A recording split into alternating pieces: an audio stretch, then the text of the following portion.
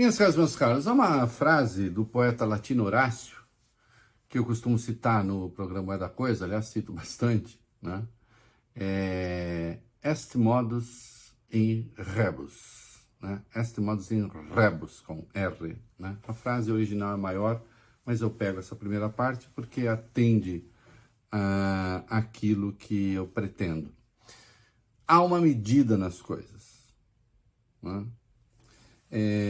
Seja na poesia, seja na vida, seja na política, originalmente ele até está falando da poesia, né? É preciso saber que há uma justa medida e é preciso respeitá-la. Ou você terá uma má poesia, ou você terá uma vida atrapalhada, ou você terá uma política que é uma porcaria. Será que Ciro Gomes está levando em conta que há uma medida nas coisas?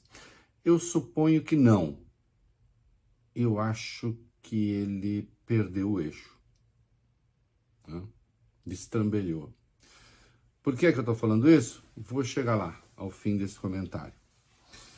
Em Santa Catarina, o empresário Luiz Henrique Crestani e sua mulher fazem tiro ao alvo com a imagem do Lula, com 2 fuzis. Ele fez um vídeo sobre isso e publicou no seu perfil no Instagram, chamando Lula de ladrão e tal. É um empresário, um militante bolsonarista. Então, militante bolsonarista, claro, fascinado por armas, né? Se deixa filmar, né? Com fuzil, atirando na imagem do Lula. E ele diz que não, isso não é incitação à violência, né? Que, na verdade, ele é uma pessoa pacífica. Talvez uma pessoa pacífica menos quando diz respeito a Lula, ou quem sabe adversários políticos. Em Ariranha, no interior de São Paulo, um pesquisador do Datafolha foi abordado por um cidadão lá, o Rafael Bianchini, né, quando fazia uma entrevista. E ele entrevistava alguém que estava de acordo com a amostragem estabelecida pelo Instituto. E uma das regras do Instituto, obviamente, é não entrevistar quem se oferece para dar entrevista. Não precisa explicar o motivo. Só que ele queria dar entrevista. Não, essa entrevista eu também quero. Ele não sabe como funciona o Instituto de Pesquisa. Obviamente, o entrevistador, né, o pesquisador do Datafolha, não atendeu seu pedido e o senhor Bianchini caiu de porrada no cara. Soco, pontapé. Né? E depois seu filho entrou junto. Né? Claro, a coisa terminou na polícia, precisa abrir agora um inquérito. Né? Acho que até já foi aberto, mas precisa resultar numa ação penal. Na sabatina que concedeu, de que participou ontem na Rede Vida, o Jair Bolsonaro reclamou mais uma vez do Supremo, né?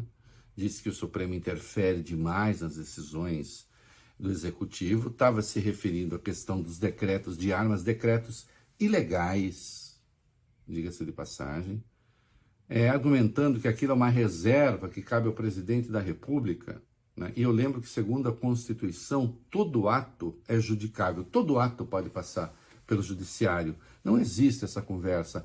porque é uma ação privativa do presidente, então ele pode fazer qualquer coisa. Não, não pode. Estava reclamando, mas dizendo que, se for reeleito, vai corrigir isso. Deixando claro que pretende manter a situação de tensão com o Supremo. Então, a ideia de que o Brasil possa ter paz entre os poderes, podem esquecer caso Bolsonaro seja eleito. Né? E mais, eles têm ideias porcas lá, como, por exemplo, aumentar o número de ministros do Supremo para Bolsonaro fazer, se reeleito, a maioria desde já do ano que vem. E olha que ele tem 2 indicações caso consiga o 2º mandato. Né? Bem, petistas estão sendo assassinados, ou eleitores do Lula. né?